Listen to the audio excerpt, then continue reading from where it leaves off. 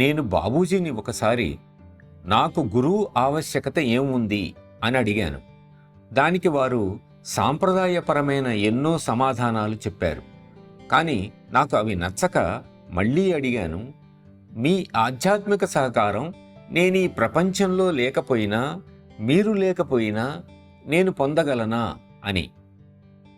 అందుకు సమాధానంగా వారు ఎంతో ఆనందంతో, నా అనుభవంలో ఇటువంటి ప్రశ్న అడిగింది నువ్వు ఒక్కడివే సుమా అన్నారు.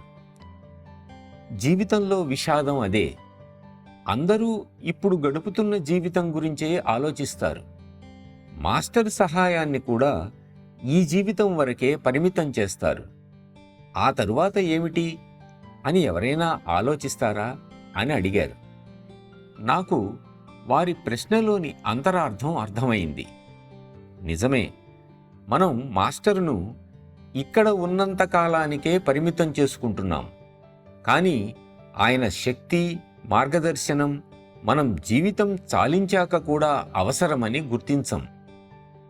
అందుకే ఒకసారి గురువును ఆశ్రయించినప్పుడే ఆయన మనకు జన్మ జన్మలకు ఆధారం అనే భావన మనలో పెంపొందించుకోవాలి.